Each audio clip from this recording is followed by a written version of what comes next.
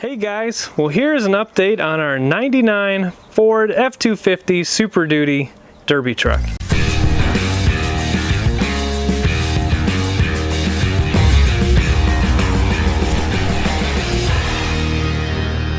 Hey guys, Alex here from All For Him Racing, and today giving you an update on our Super Duty Derby truck.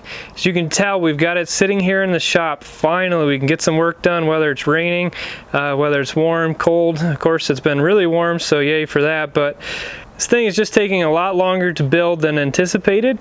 The figure 8 race car has just honestly been taking up a lot more of our time than I'd ever anticipated. Just things keep breaking, things keep happening.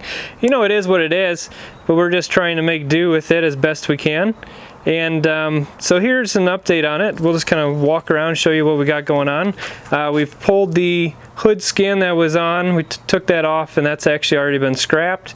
Already kind of tore into the front end here. This thing's got a monster radiator, and not sure if I'm going to keep it or not, but there's just such a large capacity for cooling that I honestly would really kind of like to keep it if at all possible, as long as I feel that the bumper will adequately protect it. But if I can keep it, that'd be great, because that Windsor of ours, she likes to run hot. So if we can get some extra volume of coolant, and coolant being water in this case, then that would definitely be helpful. In the hood area, we've torn into it quite a bit. We've got the old heater core and the blower box, that's all been removed at this point. Again, like the battery box and other things have been pulled out of here. Same story on that side. We've detached much of the wiring harness that's just kind of hanging off the side of the truck over there, or just sitting in our scrap bin. Definitely the flaky rust that you would expect for this area on the frame and on the shocks and all that, but a lot of the sheet metal is still pretty decent overall. Again, for being a plow truck, it is what it is, and that's why we got a decent deal on it. So definitely been tearing into this. Already got a potential buyer lined up for the motor and transmission and parts. So once we get those pulled out of here, we'll be able to get our new one dropped in. Still trying to figure out exactly how I'm going to get this motor and trans out. I think if I use enough of an angle, I can actually pull it out of here. Here's my problem, guys, and maybe you guys have already done this and can offer some opinions and advice.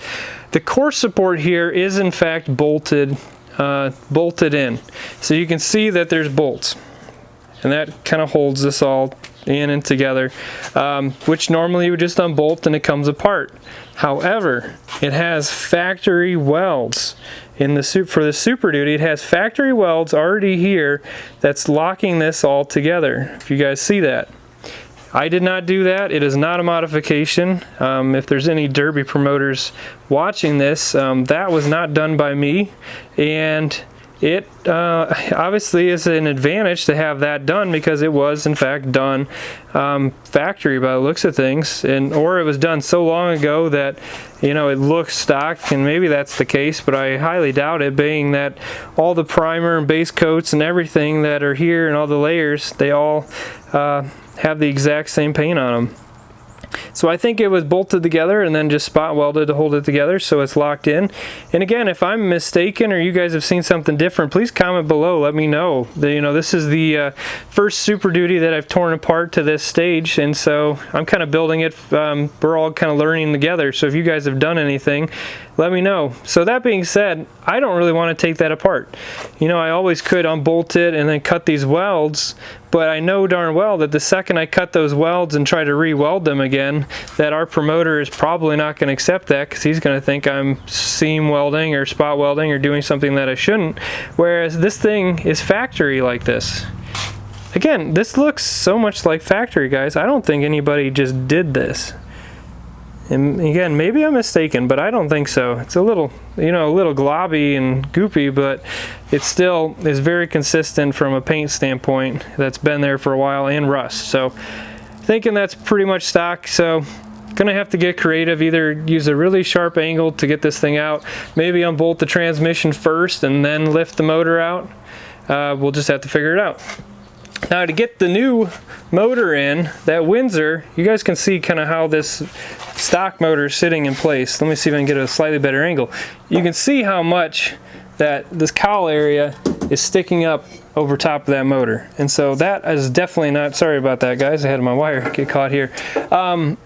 It's definitely not going to work because that motor sits so far back in there, and then that metal comes right over top. So I think what we're going to have to do is we'll cut a notch right here and kind of cut that out, or just bend it up. Not entirely sure what we'll do. We'll probably just cut it out. Honestly, I don't think there's as much structure coming from this, just based on how hollow and everything else it is. So I think we're going to cut this out after the window's out, and then that'll allow room for the motor to be there, have room for the carburetor, air cleaner, all that sort of stuff, and have it protected. The other thing that's going to have to happen, I think, right now we have headers that come right up the middle, and I've been toying with the idea of getting forward dump headers, and I think the time has come that I'm going to do that. So I'm going to try to reach out to the same guy that I purchased the last set from. That was Randy's Headers and Fabrication. And I'm going to reach out to him, and hopefully he can help us out to get a set made for that Windsor, and just try something a little bit different. I'm also thinking about trying to change up how I have the headers as well. Right now they have a 3-inch collector, and I think I may go with something just a tad smaller. Kind of wondering what you guys think for that as well. I just want something with a little more pressure because of the way that I need the low RPM power, you know, high torque, low RPM. So not really sure exactly what's the best thing. There's different formulas. I've kind of calculated it out, and below 3 inch is kind of the sweet spot, but it's like 2.8, so I don't know if that size is even available. So just based on my calculations, 3 seemed just a tad too big. We'll just figure that out as time goes on. Also been hard at work. Got the interior pretty well stripped out here, you guys can tell. Got everything torn out. The rust on this side doesn't seem too bad. It's just rusted, mainly just the paint is flaked away and there's some rust. The other side, you'll see that when we go around. That is a little different story. But a lot of the other sheet metal looks quite clean. Again, this is a pretty newer vehicle for us, so at the end of the day, this thing looks pretty solid overall. Got all the door panels taken off, the windows, side windows are taken out, so that's all looking good. Got some miscellaneous scrap pieces sitting here. We'll probably get those scrapped out here within the week, and a bunch of other miscellaneous junk that has just piled up alongside the truck, mainly because I just need to load this up into my pickup truck, take it to work, and throw it in a dumpster, and I honestly have just been a little lazy in that department. So hopefully going to be doing that here on Monday. Nothing to write home about on the back side. I've mainly been working up here at the front. Just walk around here and let you guys take a look. There's the harness that I mentioned, just kind of hanging out, and just show you the truck from this side.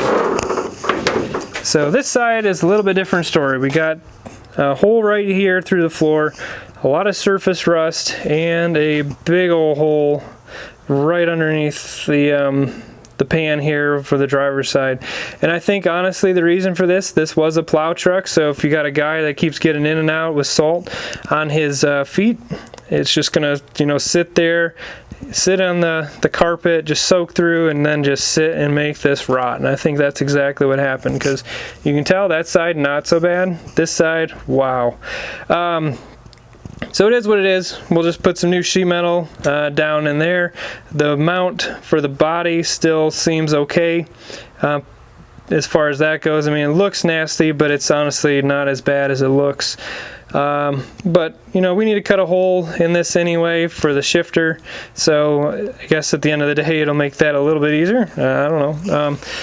Got the steering column just sitting here at the moment. It just made it a lot easier to pull the dash out. It is rather interesting though that the mounts for this were on the main dash bar that was in here, that framework. So I'm going to cut the little tabs off that were welded to that bar, and then just weld them onto my safety bar that I put in place, and then we'll just run some spacers or something, and then remock this all up. So this will probably get bolted back on very shortly, and then when we get the cage in here, we'll be able to modify that and make it work.